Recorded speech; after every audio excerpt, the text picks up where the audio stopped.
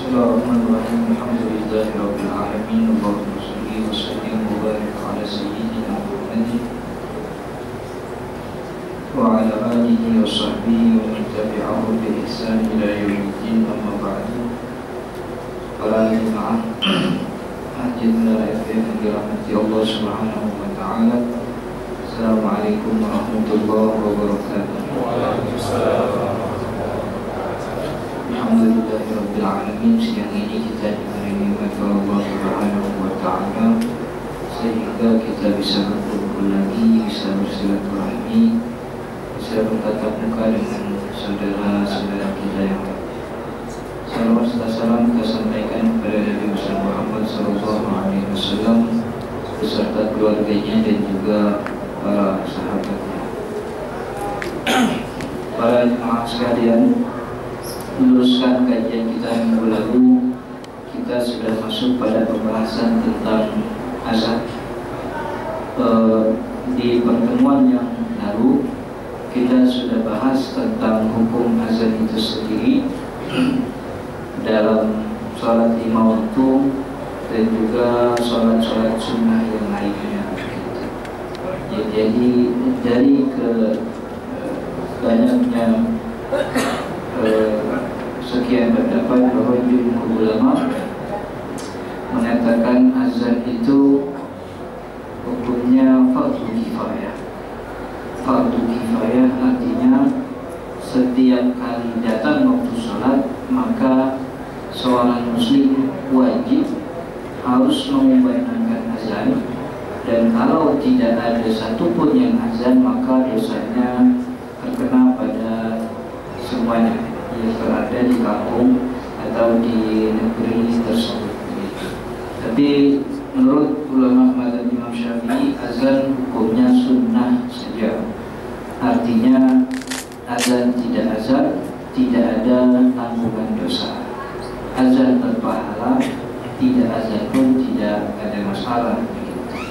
Jadi itu perbedaan pendapat. Sedangkan dalam sholat-sholat sunnah semua sepakat bahwa tidak ada azan untuk sholat sunnah, baik yang namanya sholat sunnah tarawih atau juga sunnah sholat 2 hari raya, begitu, dan juga sholat-sholat sunnah yang lainnya, duha dan witir misalnya. Nah, kemarin juga kita sudah membahas bahwa syarat-syaratnya seorang muazzin, bahwa ulama mensyaratkan selain mazhab Imam Abu Hanifah syaratnya harus seorang laki-laki. Perempuan tidak boleh mengumandangkan azan, kecuali dalam mazhab Imam Abu Hanifah yang mengatakan boleh selama dalam komunitas wanita saja. Nah, kemudian kita masuk dalam pembahasan sesuatu yang disunahkan. Kemarin ada yang dilewatkan bahwa salah satu yang sering dipertanyakan memang muazzin itu apakah dia harus seorang yang suci, artinya tidak berhadas, atau boleh orang yang punya hadas melakukan azan. Jumhur ulama mengatakan muazzin tidak disyaratkan harus suci dari hadas, tidak disyaratkan harus suci dari hadas, baik hadas kecil atau hadas besar. Kalau hadas besar dia nggak boleh masuk masjid, artinya nggak boleh azannya karena memang tidak boleh masuk masjid. Baik kalau hadas kecil dia boleh, akan tetapi ada satu kelompok namanya mazhab Al-Zahiri. Mazhab Al-Zahiri mengatakan bahwa yang namanya muazzin itu harus punya wudu, artinya sudah suci dari hadas kecil baik hadas besar. Kenapa? Karena ada hadisnya. Jadi saya lupa, sahabat yang meriwayatkan itu mengatakan la yu'adzim mu'azzinun illa wa huwa mutawaddi'un, kata Nabi begitu. Tidak dibolehkan seorang muazzin melakukan azan kecuali dia orang yang sudah berwudu, artinya sudah suci. Hanya saja kemudian hadis ini didhaifkan oleh hampir semua mayoritas ulama mazhab dan hanya dipakai oleh ulama kalangan mazhab Al-Zahiriyah. Jadi tidak disyaratkan harus suci. Adapun dalam segi etika, dalam secara beradab memang seorang yang melantunkan zikir memang adabnya mestinya harusnya gitu.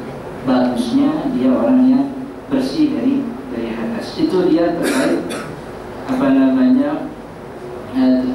azan. Nah, kemudian ada beberapa hal yang disunahkan ketika azan. Pertama, disunahkan dengan suara yang lantang. Dengan suara yang lantang artinya suara itu bisa mencapai beberapa meter dari lokasi muazzin. Artinya jangan sampai azan itu tidak terdengar gitu. Kalau lantang itu sebenarnya zaman sekarang sudah tidak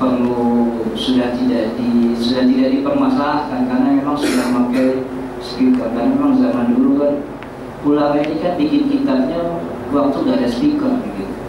Waktu nggak ada speaker, orang kalau azan kudu naik ke menara teriak soal sini gitu. Jadi kalau nggak teriak, apa gunanya azan? Azan itu kan buat maghrib. Kalau mau azan naik tangga, naik menara, tapi suaranya nggak kedengeran, apa gunanya? Gitu. Maka disunahkan yang azan itu yang punya suara keras. Tapi zaman sekarang suara keras itu nggak ada masalah karena sekarang sudah ada teknologi. Itu untungnya teknologi membuat hidup jadi mudah. Dengan teknologi hidup jadi mudah, dengan seni hidup jadi indah, dengan iman hidup jadi terarah. Itu kalimat masyhur dari almarhum Zainuddin Abidin. Seni bikin hidup jadi indah, ilmu jadi mudah, iman jadi terarah. Orang kalau punya iman, duit segede apapun gak bakal jatuh ke tempat maksiat. Nah, kemudian juga disunahkan tempatnya tinggi sama, karena memang punya tujuan. Azan itu tujuannya untuk memanggil orang, dan tempat yang paling pas untuk bisa memanggil orang dan didengar orang, ya harus tempatnya tinggi agar suara itu mencapai ke jauh capaiannya begitu. Ya, ini masalah-masalah memang kalau sekarang sudah tidak perlu dimasalahkan lagi, dia harus berdiri. Artinya orang yang azan duduk juga boleh sebenarnya. Dia sambil azan duduk megang speaker yang nggak ada masalah juga. Tapi memang mestinya dianjurkan untuk berdiri. Siapa yang menganjurkan? Jadi sunnah-sunnah ini semua itu mengarah kepada perlakuan Sayyidina Bilal bin Rabah ketika diajari oleh Rasul SAW bagaimana berazan. Nanti ada hadis itu. Nah, kemudian juga menghadap ke kanan kiri. Maksudnya suaranya itu diputar. Jadi kanan ke kiri, kanan ke kiri. Jangan satu arah saja. Biar semua arah terdengar begitu. Bahkan dalam satu riwayat hatta adbaru ra'sah, sampai palanya itu adbar itu ke belakang gitu. Jadi dari ini ke kanan sampai membelakangi kiblat gitu. Nah, kemudian juga di awal waktu, mestinya memang di awal waktu, artinya azan itu mestinya dianjurkan, disunahkan di awal waktu. Artinya boleh azan di luar waktu, boleh azan di bukan waktu sholat, boleh. Salah satunya contohnya memang azan subuh itu. Nah, kemudian salah satu contoh lain yaitu ketika Nabi Muhammad SAW dalam perang Khandaq itu, Nabi Muhammad SAW pernah ketiduran bersama para sahabat. Ya, ketika mau tidur, Nabi bilang sama Bilal, ente dapat bagian ronda malam. Kita semua istirahat, ente jaga. Nanti pas sudah masuk waktu subuh, bangunin kita sholat subuh berjamaah. Ternyata Bilal juga ngantuk gitu. Ya kan, Bilal juga kan manusia. Akhirnya Bilal ketiduran juga. Sampai akhirnya semuanya kesiangan. Bahkan Nabi pun kesiangan. Dalam hadis dikatakan hatta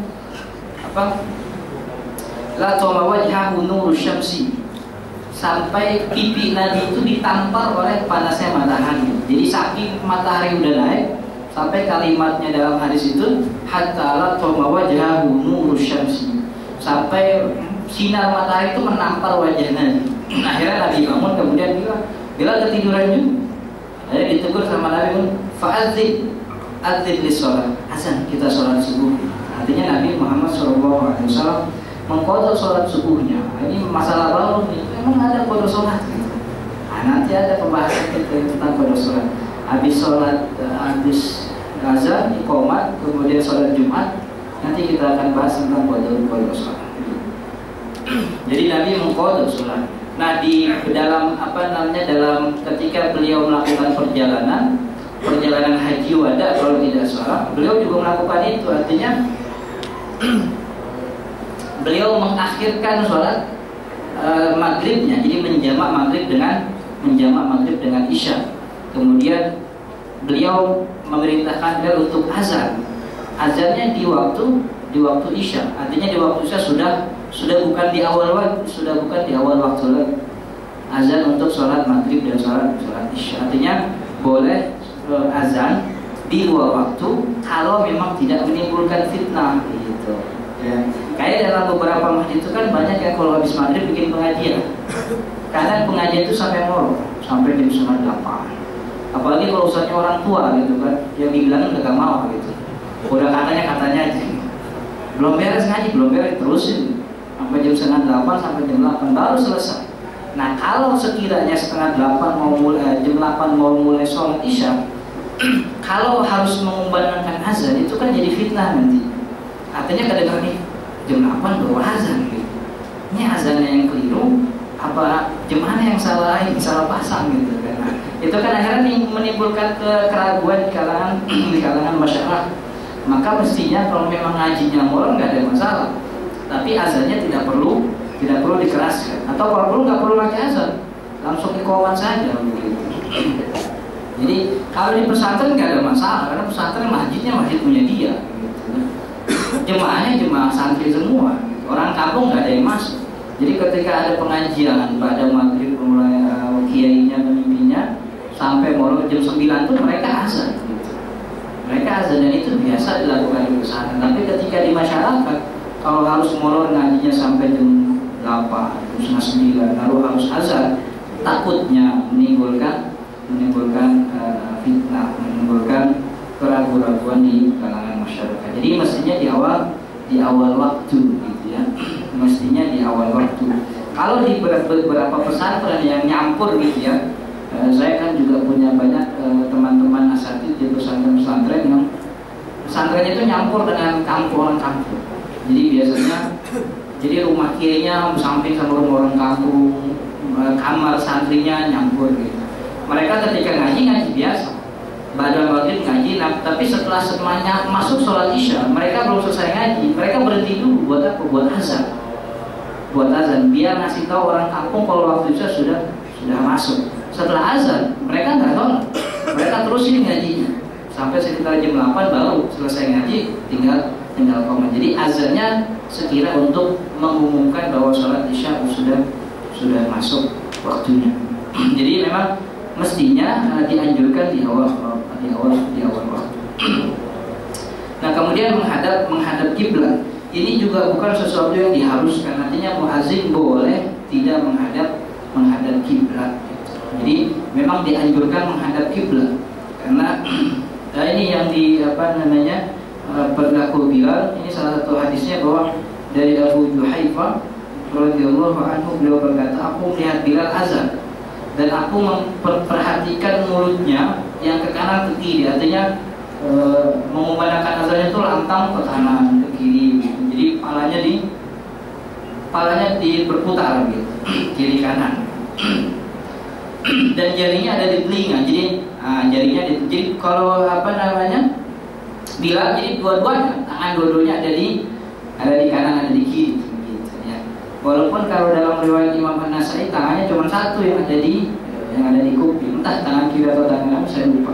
Jadi ada beberapa yang mengatakan dua tangannya ada di kuping, ada beberapa yang mengatakan tangannya cuma satu di kuping. Tapi ini cuma hanya perkara perkara yang disunahkan, dianjurkan seperti itu. Mengingat bahwa memang azan itu gunanya untuk memanggil orang sholat. Kalau untuk memanggil orang sholat dan orang sudah berada di mana-mana, mestinya posisinya harus tinggi, suaranya lantang, dia berdiri supaya orang kedengaran. Kalau sekarang itu kan sudah tidak perlu sepertinya, ya. Ada sih masjid banyak punya menara, tapi menara cuma buat naruh toa doang. Muazzinnya tetap di bawah, gitu. Ya, jadi, nah, kemudian ada sunnah lain yaitu menjawab azan bagi yang mendengarkan. Jadi bagi kita yang mendengarkan azan disunahkan untuk menjawab azan. Oh, berarti menjawab azan bukan wajib, bukan. Tapi ada hadisnya, iya ada hadisnya. Kata Nabi Muhammad SAW, "Idza sami'tumul adzan, idza sami'tumul adzan faqulu kama qala al-mu'azzin." Kata Nabi, kalau kamu dengar azan, faqulu, ini perintah. Faqulu, maka katakanlah sebagaimana muazzin katakan. Illa fi hay'alataini, kecuali pada kalimat hay'alataini. Hay'alataini itu maksudnya hayya 'alas shalah dan hayya 'alal falah. Faqulu la haula wa la quwwata illa billah. Itu perintah Nabi bahwa ketika muazzin kita yang mendengarkan dianjurkan, disunnahkan untuk menjawab. So ini kalimatnya perintah. Kenapa disunahkan? Kenapa nggak diwajibkan? Iya, karena dalam riwayat Imam Muslim, Nabi Muhammad SAW tidak menjawab azan sesuai muazzin. Di dalam riwayat Imam Muslim mengatakan bahwa Nabi pernah mendengar azan, tapi Nabi tidak menjawab sesuai yang muazzin katakan. Gitu. Oh, artinya hadis ini perintahnya turun level. Yang awal wajib turun level menjadi sebuah kesunahan. Begitu. Kalau seandainya ini kewajiban, pasti Nabi tidak mungkin meninggalkannya. Pasti Nabi pasti Nabi mengikuti muazzin. Artinya ini hanya sebuah anjuran, sebuah kesunahan. Jadi ketika muazzin bilang Allahu Akbar, kita juga mengikuti Allahu Akbar. Muazzin asyhadu an la ilaha illallah, asyhadu an la ilaha illallah. Ada beberapa ulama yang memang menganjurkan untuk ketika asyhadu an la ilaha illallah itu kita tambahin doa. Asyhadu an la ilaha illallah, radina billahi rabba wa bil islam dina wa bi muhammadin nabiyyi wa rasul. Tapi yang saya tahu bahwa doa radina billahi rabba itu doa setelah azan, bukan doa ketika mendengar asyhadu an la ilaha illallah. Memang ada ulama mengatakan, tapi saya dengan referensi yang ini yang kurang, saya mendapati itu bahwa ulama madhab menganjurkan radina billahi rabba itu kita ucapkan setelah kita bersalawat. Kan nanti ada setelah azan itu doanya sholawat. Allahumma sholli, kalau nggak bisa doa yang panjang itu Allahumma rabb hadhihi da'wati tammah, itu diganti dengan sholawat. Allahumma sholli ala Muhammad wa ala ali Muhammad. Setelah itu radina billahi rabba wa bil islami dinan wa bi Muhammadin nabiyya wa rasulah. Jadi bagi kita yang mendengarkan itu dianjurkan untuk menjawab azan, gitu ya, menjawab azan. Dari radio? Iya, sama aja. Dari TV juga. Intinya kan kita sami'tumul muazzin. Kalau kamu mendengar muazzin, gitu. Ya, kalau kamu mendengar muazzin. Nah, hanya saja permasalahannya nanti kalau kita punya rumah diapit oleh beberapa masjid yang azannya terulang. Ini mau jawab yang mana nih, repot. Itu ulama mengatakan cukup jawab yang pertama kali, atau jawab yang kedengaran. Misalnya masjid pertama nggak kedengaran, kadang kedua yang kedengaran. Jadi memang itu kan masuk dalam kaidah usul fikih sebenarnya. Idza taqarrarul maqdi, kalau kewajiban itu terulang, apakah hasil terulang juga yang diharuskan? Jadi jumhur ulama mengatakan cukup sekali saja, cukup yang sekali. Nah kemudian ini disunnahkan.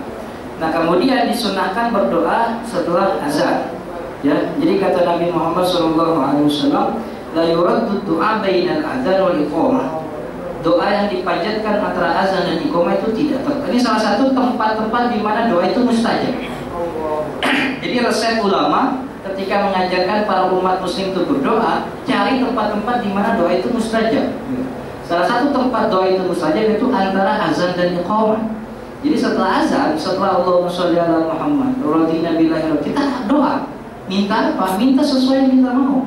Minta buat kebaikan kita, kebaikan istri kita, kebaikan anak-anak kita, usaha kita, karir kita. Jadi berdoa dianjurkan seperti itu. Karena itu tempat-tempat yang di mana doa itu tidak tertolak. Seperti setelah antara dua azan, antara azan dan iqamah, antara dua khutbah. Jadi ketika khutbah Jumat itu, khutbah dulu memisahkan khutbah pertama dan kedua, itu kita jangan ngomong gitu. Jangan nungguin khutbah, jangan nungguin khotib berdiri, doa. Ketika yang khotib sudah duduk, langsung doa. Doanya pakai bahasa apa? Pakai bahasa Indonesia, tidak ada masalah. Yang intinya karena itu waktu-waktu di mana doa sangat diijabah, termasuk Jumat, hari Jumat sebelum maghrib itu mustajab begitu. Dan juga setelah sholat fardu juga termasuk tempat-tempat di mana doa diijabah oleh Allah Subhanahu wa taala. Jadi ini kata Nabi Muhammad SAW, doa yang dipanjatkan antara azan dan iqamah itu tidak akan tertolak. La yurad doa bainal azan wal iqamah. Nah ini kemudian ada kalimat redaksi doa yang dianjurkan oleh Nabi dari Jabir, sahabat Jabir bin Abdullah radhiyallahu anhu. Tidak ada artinya, mohon maaf. Man qala hina yasma'un nida, siapa yang mendengarkan azan kemudian mengatakan ini, Allahumma rabb hadhihi da'wati tammah wassalatil qa'imah ati Muhammadan al-wasilata wal fadilah wa ba'athu maqaman mahmudan alladhi wa'adta innaka la tukhliful mi'ad. Dalam beberapa tambahkan ini, halat lahu syafaati yaumal qiyamah, halat lahu syafaati yaumal qiyamah, syafaatku halal buat dia nanti di hari kiamat. Jadi ini doa. Jadi saya kalau mau cerita dulu tentang syafaat Nabi. Jadi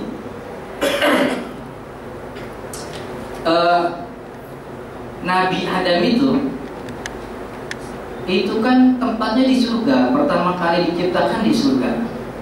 Kemudian beliau dosa, berbuat salah kepada Allah, akhirnya beliau dikeluarkan dari surga. Nabi Adam dosanya satu, dikeluarin dari surga. Kita dosanya banyak, tapi mau masuk surga. Kan kebalik kan? Kebalik. Nabi Adam dosanya satu, dikeluarin. Kita dosanya banyak, maunya masuk. Jadi kan kira-kira begitu kalau hitungan akal. Kayaknya harapan tipis masuk surga nih. Tipis harapan masuk surga itu tipis banget. Tapi dari sekian banyaknya harapan-harapan yang tipis itu, kita orang muslim punya dua. Pertama, bahwa Allah Subhanahu wa taala itu Maha Pengampun. Jadi apapun dosa kita, sebesar apapun dosa kita, kalau kita datang minta ampun pasti diampuni. Sebesar apapun dosa kita. Ya, dalam hadis Nabi mengatakan gimana hadisnya? Hatta balagut dhunubu ka'ananas sama. Walaupun dosa kamu tuh sampai nyampe pintu langit begitu saking banyaknya, itu kalau kamu datang kepada aku pasti aku akan terima. Dosa kita segede apapun pasti diterima, selama dosanya bukan dosa syirik. Dosa syirik sebenarnya maksudnya bukan tidak diampuni, dosa syirik diampuni. Yang tidak diampuni maksudnya kalau dia syirik sampai meninggal syirik, itu nggak diampuni. Tapi ketika dia syirik misalnya nyembah patung, nyembah apa percaya, kalau kita sih orang kita gitu ya, syirik itu udah nggak ada sebenarnya, nyembah patung udah nggak ada. Tapi ada syirik-syirik yang terselubung gitu. Ini semenjak punya patung nih, dagangan laku gitu. Ya, semenjak punya batu dagangan laku. Ini semenjak pakai gesper ini, perempuan banyak yang deketin gitu. Gesper ada orang gitu. Udah gitu kalau ada orang meninggal ditungguin talinya gitu kan, tali pocong ditungguin. Ada tuh orang gitu. Emang sih nggak nyembah langsung, tapi kita punya kepercayaan bahwa tuh batu bisa bikin kaya, gesper bisa bikin kita sejahtera, tuh tali pocong bisa bikin kita jadi orang kaya raya. Itu kan juga syirik. Nah kalau orang mati masih percaya kayak gini, itu tidak diterima. Tapi kalau kita syirik misalnya, tapi kita taubat gitu, itu diterima. Yang maksudnya kata Allah Subhanahu wa taala, innallaha la yaghfiru an yushraka bihi wa yaghfiru ma duna dzalika liman yasha. Allah tidak mungkin mengampuni dosanya syirik sampai dia meninggal. Kalau dia syirik sampai meninggal itu nggak diampuni. Tapi kalau dia syirik kemudian dia bertaubat, ya Allah saya minta ampun kepada Allah, diterima, pasti diterima. Gitu. Kata Allah, kalau kamu datang kepadaku dengan berjalan, aku berlari kepadamu. Kalau kamu datang dengan berlari, aku lompat. Itu Quran baik apa? Jadi Harapan kita sebenarnya walaupun tipis, tapi kita punya Allah yang maha pengampun. Jadi makanya banyak minta ampun kepada Allah Subhanahu wa Ta'ala. Nabi itu udah pasti diampuni dosanya, pasti masuk surga. Tapi kalau istighfar sehari itu nggak kurang dari 100. Nabi dosanya pasti diampuni, di akhirat pasti masuk surga. Tapi kalau setiap hari istighfarnya nggak kurang dari 100. Kalau kita ngaku pengikut Nabi Muhammad istighfar kurang dari 100, nah itu perlu diragukan. Istighfar kita udah berapa? Gitu. Nabi dosa diampuni pasti masuk surga. Tapi kalau sholat tahajud itu kakinya sampai bengkak begitu kan dalam riwayat. Maka Sayyidah Aisyah itu pernah nangis kan. Rasul kan udah diampuni, bahkan masuk surga. Emang kenapa sih kalau sholat lagi? Gitu. Kata Nabi, afala akuna abdan syakura. Emang nggak boleh kalau saya jadi orang yang bersyukur. Gitu. Jadi kita itu kan dosa belum tentu diampuni, gitu kan. Ibadah belum tentu diterima. Kaki juga bengkak sih, cuman bukan nggak tahu bekas apa itu. Gitu. Jadi harapan kita memang tipis, cuma kita punya Allah yang maha pengampun. Ada yang kedua yaitu syafaat Nabi Muhammad SAW.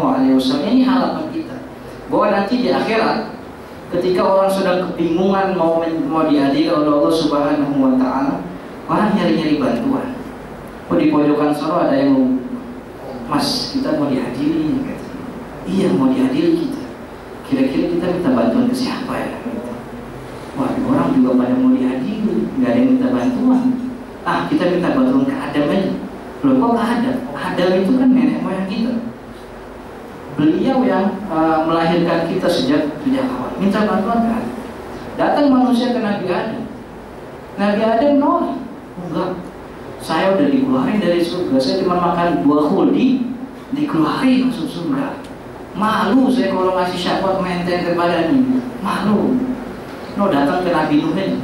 Nabi Nuh jauh, bikin kapalnya di daratan. Datang ke Nabi Nuh. Nabi Nuh juga nolak. Aduh, saya nggak bisa ngasih syafaat. Jangankan kepada antum semua, anak saya, istri saya nggak ikut kapal saya. Padahal saya dekat sama Allah. Saya nggak bisa. Akhirnya kata Nabi Muhammad nggak didatang, tapi Nabi Muhammad yang nyari. Ya ummati analah. Umatku saya yang bisa ngasih syafaat. Nabi Muhammad yang datang, bukan kita yang datang. Itu cintanya Nabi Muhammad sama umat. Mau meninggal aja, Nabi Muhammad bilang nyari umat, khawatir sama umat. Bahkan dalam sebuah cerita, dalam sebuah hadis, ketika bumi ini dihancurkan begitu, gunung berterbangan, air berhamburan, tanah hancur dan sebagainya. Ketika semua sudah diwafatkan, Jibril yang pertama kali mencari Nabi Muhammad untuk dibangkitkan, membuka pintu surga. Ketika dibangkitkan oleh Jibril, Nabi bertanya, ya Jibril, ayyaumin hadza? Ini hari apa Jibril? Kata Nabi Muhammad, kata Jibril, yaumul qiyamah ya Rasulullah. Ini hari kiamat ya Rasul. Langsung mukanya sedih sambil bilang, ummati, aina ummati? Umatku mana Jibril? Baru dibangkitin langsung nanya, umatku. Allahumma sholli ala sayyidina. Itu kalau kita nggak sholawat tiap hari, aduh rugi. Nabi kita udah cinta banget sama kita, tapi kita yang meloncong gitu. Sampai masuk surga, buka pintu surga, dalam riwayat Nabi mukanya gelisah gitu. Kita kan kalau punya tamu kita muka gelisah kan gak enak. Allah yang punya surga gak enak tuh. Nabi Muhammad kenapa gelisah gitu? Kurangi fasilitas surga? Enggak, fasilitas surga banyak. Enggak senang masuk surga? Wah enggak juga. Cuma kenapa gelisah? Saya khawatir umatku ada yang masuk neraka. Saya khawatir umatku ada yang masuk neraka. Itu segitu cintanya Nabi kita kepada kita. Segitu cintanya Nabi kita kepada kita, tapi kita jarang sholawat kepada Nabi Muhammad SAW. Maka ketika orang lagi pada nyari syafaat, ke Nabi Adam ditolak, ke Nabi Nuh ditolak, Nabi Muhammad yang nyamperin.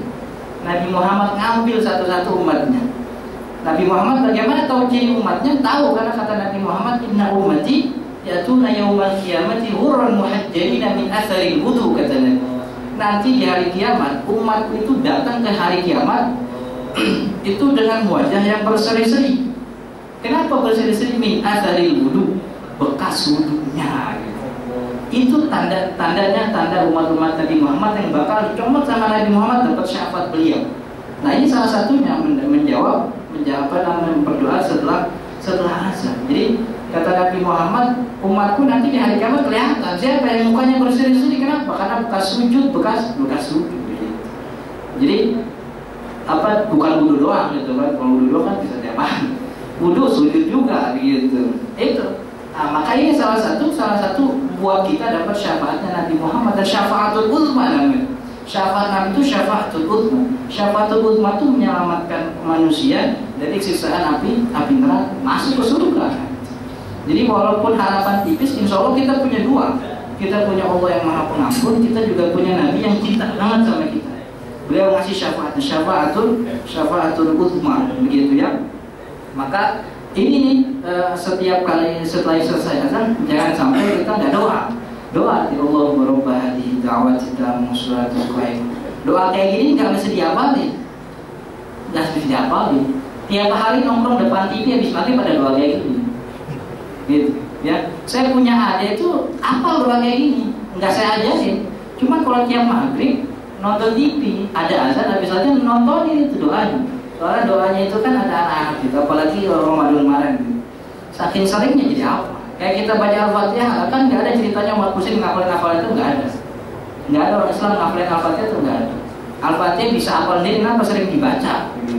Nah ini kalau doa ini sering dibaca, insya Allah jadi apa? Jadi nggak perlu ngapalin. Kita tiap habis azan kita buka smartphone kita buka gambar yang ada azan. Allahumma rabbah hadhihi da'wati kita baca, tutup lagi. Nanti azan begitu lagi. Allahumma. Nah, makin sering baca makin apa? Nah kalau dapat, insya Allah syafaat Nabi dapat. Ini udah janji Nabi. Kata Nabi yang baca kayak gini, Allahumma rabbah hadhihi da'wati tamma wa suratul qaimah, dan seterusnya, halat lahu syafaati yaumil qiyamah. Syafaatku halal buat dia nanti. Jadi kalau kita nih mau dapat syafaatnya Nabi, baca nih habis azan gitu. Jadi jangan habis azan jangan ngobrol, jangan baca doa dulu. Kalau nggak bisa gimana? Kalau nggak bisa kata Nabi baca shalawat. Allahumma sholli ala sayyidina Muhammad, Allahumma sholli ala Muhammad wa ala ali Muhammad. Kalau nggak bisa lagi radina billahi rabba muslimin dina wa Muhammadin nabiyya. Itu jadi ini salah satu tips dari Nabi supaya kita dapat syafaat nanti di hari kiamat. Gitu. Nah ini jadi disunahkan setelah azan berdoa. Gitu. Nah kemudian ada beberapa azan untuk selain perkara selain sholat. Contohnya bayi lahir gitu ya. Jadi ada perkara-perkara yang memang di beberapa orang menganjurkan azan, tapi itu bukan buat sholat. Salah satunya contoh itu bayi ketika lahir. Boleh nggak aja dianjurkan oleh ulama Imam Syafi'i dan ulama-ulama Al-Hanabilah, mazhab Imam Ahmad bin Hanbal dan mazhab Imam Syafi'i mengatakan mengazankan bayi hukumnya sunnah. Sunnahnya dalam redaksi mustahab, jadi dianjurkan. Kenapa dianjurkan? Karena Nabi Muhammad diriwayatkan an Ubaidillah bin Abi Rafi dari Abi Rafi dari Imam Tirmidzi bahwasanya beliau melihat Nabi Muhammad SAW mengazankan di telinga Hasan cucunya ketika Fatimah baru melahirkan. Jadi ketika Fatimah melahirkan Hasan, Nabi mengazankan di telinganya Hasan. Maka memang ini dianjurkan. Hanya saja memang dalam beberapa literasi hadis ini kemudian didhaifkan oleh beberapa ulama. Tapi Imam Tirmidzi yang meriwayatkan ini beliau mengatakan ada hadisun hasanun fi hadzal bab. Dalam bab azan ini hadis yang paling hasan, Artinya kalau hasan berarti boleh diamalkan begitu. Lalu mazhabnya gimana? Kalau mazhab Imam Ahmad, mengatakan nggak boleh. Beberapa orang mengatakan dilarang, beberapa orang mengatakan dimakruhkan. Nggak usah azan. Imam Malik pun mengatakan demikian. Kalau Imam Abu Hanifah lebih luas dibanding Imam Malik. Kalau Imam Malik memang agak melarang, tapi kalau Imam Malik istahsanahu maqalahu Syafi'i. Imam Abu Hanifah menghasankan, maksudnya ya udahlah nggak apa-apa gitu. ya udahlah kalau kata Imam Syafi'i boleh nggak apa-apa lah. Ulama-ulama Imam Abu Hanifah, ya udahlah kalau kata Imam Syafi'i boleh. Cuman saya sih nggak dapat gitu. Cuman saya sih nggak nemu tuh hadisnya begitu. Jadi baik dilahirkan azan boleh. Dalam madzhab Imam Syafi'i dan Imam Ahmad bin Hanbal bukan boleh, malah dianjurkan begitu. Azan. Nah, adapun kemudian ada lagi hadis ini dalam kitab Jami' al-Kabir di Suyuti diriwayatkan oleh Imam Al-Baihaqi juga mengatakan menguri dalam waladun fa'adzana fi udhunihi al-yumna wa qama fi udhunihi al-yusra lam tadurruhu musibiyah. Kata Nabi, siapa yang melahirkan kemudian dia mengazankan anaknya di telinga kanan, kemudian beriqamah di telinga kiri, lam tadurruhu musibiyah. Insya Allah anaknya terjaga dari umusibiyah. Umusibiyah itu jin, setan yang mengganggu anak-anak. Kalau ada anak kecil, bayi, orang sering nangis, itu yang gangguin itu umusibiyah namanya. Jinnya namanya umusibiyah. Untuk menghindari gangguan jin ini, itu diazan. Kenapa diazankan? Ya kata Nabi Muhammad dalam riwayat yang sahih Imam Bukhari dan Muslim mengatakan, "Idza udzina lis-sholati adbara syaitan." Kalau diazankan untuk sholat, setan itu pergi. Jadi kalau diazankan, kalau setan dengan azan, setan itu kabur. Maka untuk menghindari setan-setan kayak umusibiyah itu, baik kita diazankan. Jadi sedangkan iqamah juga tidak dianjurkan. Artinya memang beberapa ulama Syafi'i menganjurkan azan saja, iqamatnya nggak usah. Tapi ada beberapa ulama itu punya pendapat personal, iqamatkan juga. Kenapa? Karena hadis ini. Cuman hadis ini memang diperdebatkan, hatta sampai ulama-ulama Syafi'i juga tidak mensahihkan hadis yang ini. Artinya yang dianjurkan azannya aja, iqamatnya nggak perlu. Kalau mau iqamat gimana? Iqamat nggak apa-apa lah. Kenapa dianjurkan azan? Ada hikmahnya. Dalam kitab Fathul Wahab ya mengatakan ketika pertama kali telinganya itu bekerja, kata Allah yang menjadi kata pertama ia dengar ketika ia masuk ke dunia ini. Karena biasanya apa yang didengar pertama kali itu yang tak akan pernah punya. Jadi salah satu hikmah kenapa dianjurkan azan, karena ketika bayi baru lahir, kupingnya belum kerja, bahkan suara ibunya belum bisa mengenali. Ketika baru bisa bekerja, langsung ini didengar kata Allah Subhanahu Wa Taala, insya Allah dalam dirinya ada iman. Itu yang kenapa dianjurkan. Nantinya memang azan ini dianjurkan dalam madzhab Imam Syafi'i dan Imam Ahmad bin Hanbal. Sedangkan madzhab Imam Malik tidak menganjurkan itu, dan madzhab Imam Abu Hanifah juga tidak suka itu. Artinya masih dalam perdebatan ulama. Bagi yang melakukan ya silahkan, yang tidak melakukan juga nggak apa-apa. Jangan main salah-salahan. Yang nggak mau ngelakuin ya udah nggak usah azan. Yang mau ngelakuin ya azanin, cuman jangan ngolok-ngolok yang nggak azanin. Begitu juga yang nggak mau azan karena nggak ada di sini, nggak apa-apa juga. Cuman jangan nyala-nyalain yang azanin gitu. Jadi masalahnya sebenarnya simpel aja gitu. Nah sama kemudian bayi lahir ini dianalogikan kepada orang mati. Kenapa orang mati diazankan? Jadi ini tentang azan orang mati. Seluruh ulama madzhab tidak ada yang menganjurkan itu. 4 ulama madzhab tidak ada yang menganjurkan azan untuk orang mati. Hanya saja dalam beberapa kitab kuning, kitab Syafi'i, madzhab Imam Syafi'i ada anjuran itu. Artinya ini bukan pendapat resmi madzhab. Ini pendapat personal masing-masing ulama. Beberapa ulama Syafi'i itu menganjurkan itu. Beberapa ulama Syafi'i bukan madzhabnya, tapi beliau sebagai personal sebagai ulama menganjurkan itu. Kenapa dianjurkan? Kiasan lil maulud, dianalogikan kepada orang yang baru lahir. Orang baru lahir itu kan baru mau masuk alam dunia. Orang mati juga sama, baru mau masuk alam barzakh, supaya diselamatkan nanti biar azan. Tapi pendapat ini oleh ulama Syafi'i sendiri juga ditolak. Oleh kebanyakan ulama Syafi'i juga ditolak. Artinya dalam badan madzhab Imam Syafi'i, azan untuk orang meninggal juga tidak disepakati kebolehan. Ada yang membolehkan, ada juga yang menganjurkan. Jadi kalau madzhab lain kita udah ngomongin udah nggak boleh. Tapi kalau madzhab Imam Syafi'i ada yang menganjurkan, ada yang melarang.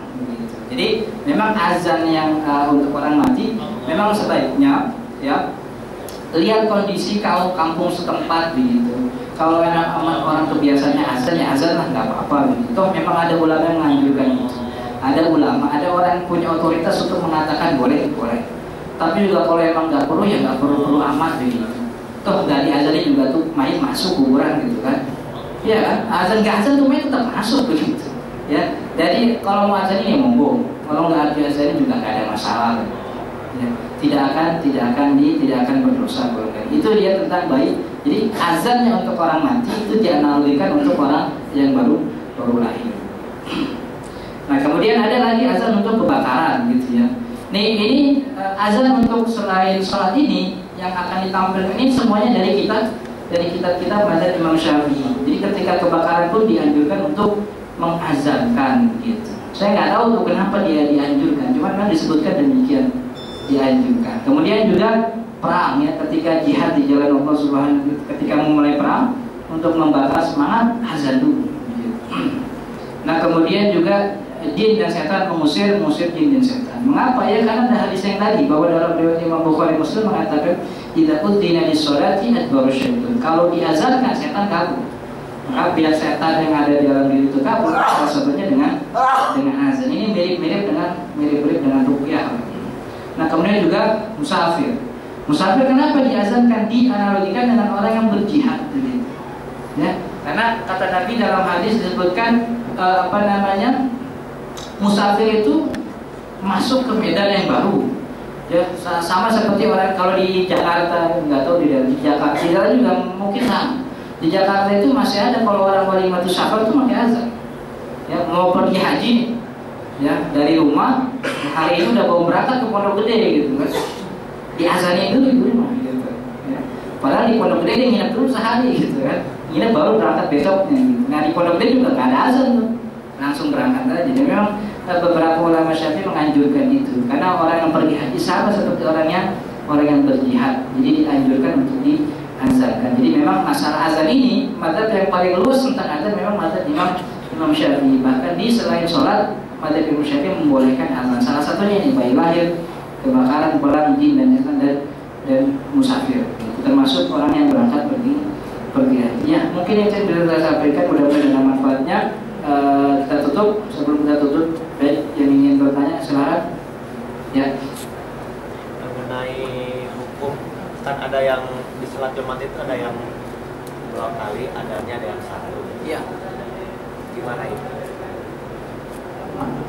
Iya kemarin udah disinggung bahwa azan 2 kali itu memang ulama menganjurkan itu, tapi tidak mewajibkan. Ditinggalkan pun nggak ada masalah sebenarnya. Mengikuti Sayyidina Utsman bin Affan, mengikuti Sayyidina Utsman bin Affan. Ada beberapa kelompok yang tidak melarang, beberapa ulama tidak melarang, tapi tidak menganjurkan. Kenapa? Karena apa yang terjadi ketika zaman Sayyidina Utsman itu tidak terjadi zaman setelahnya. Ya, Sayyidina Utsman orang pada sibuk jualan, dagang dan sebagainya. Kalau nggak diazanin dulu, dia nggak pada tahu kalau dia datang masuk Jumat. Gitu. Kalau sekarang atau masuk setelah Sayyidina Utsman, bahkan setelah ketika Sayyidina Utsman sendiri, ada salah satu sahabat yang memang tidak menyukai itu. Salah satunya itu Sayyidina Ibnu Umar, anak Sayyidina Umar tidak menyukai itu. Tapi memang jumhur ulama menganjurkan, empat imam mazhab membolehkan, bahkan menganjurkan. Jadi boleh dua azan. Kenapa? Mengikuti Sayyidina Utsman bin Affan. Terus mengenai sholat qobla Jumatnya itu gimana? Iya, itu besok ya. Ini habis iqamah kita bahas sholat Jumat. Pokoknya kalau azan 2 boleh begitu. Menurut jumhur ulama boleh. Tapi ada yang mengharapkan juga, nggak ada masalah juga gitu. Ya, tinggal mau pilih mana mau ngikut 2 azan atau satu azan. Saya waktu itu pernah sholat di Ciputat itu, di daerah yang mau masuk ke pintu situ Cirende gitu ya, ada masjid tuh.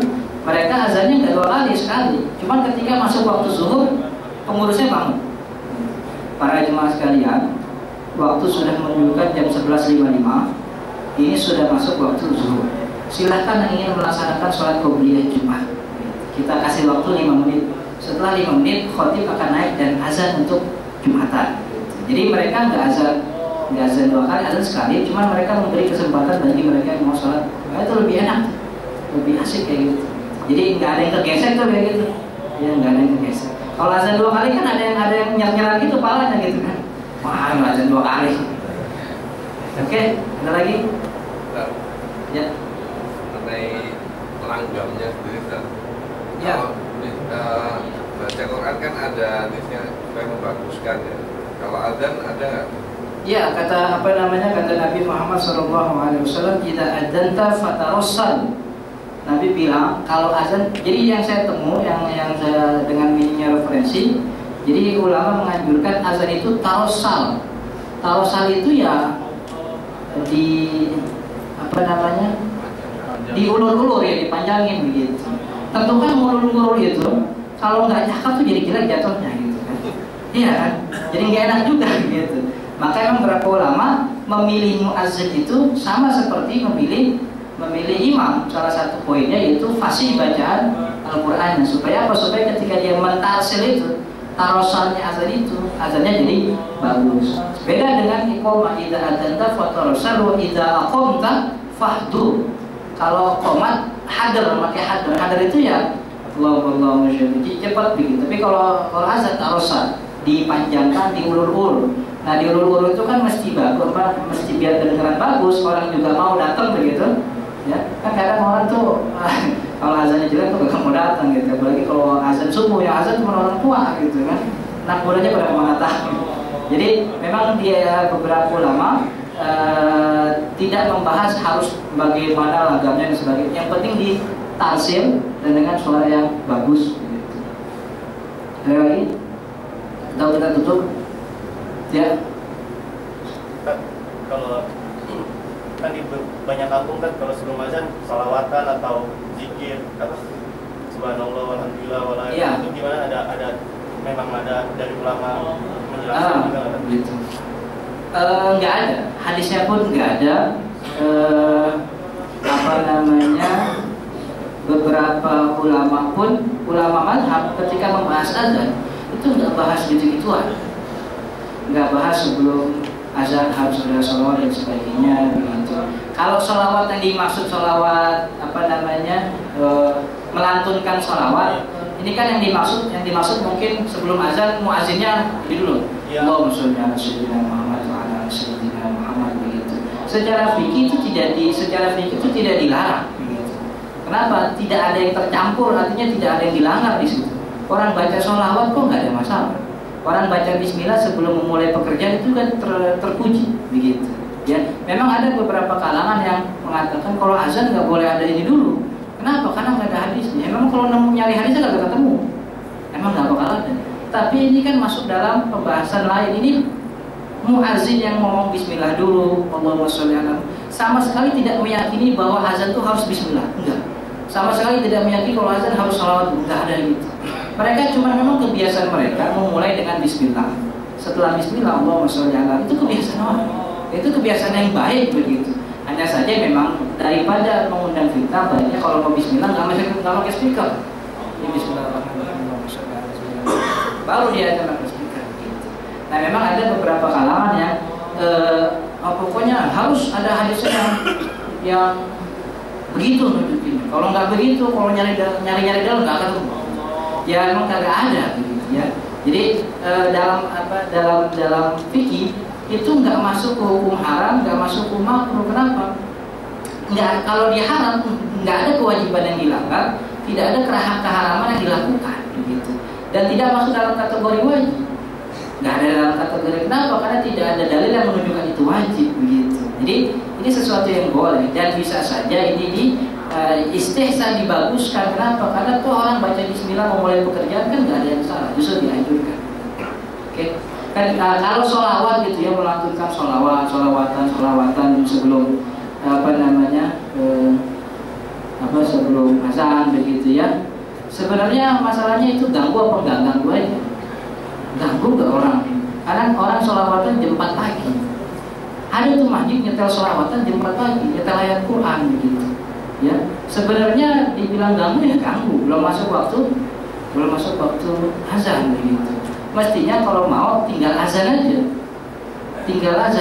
Azan sekali untuk membangun orang sholat tahajud sebagaimana dilakukan oleh Bilal, atau dianjurkan oleh ulama mazhab bahwa memang azan subuh sebelumnya ada 2 kali sebelum.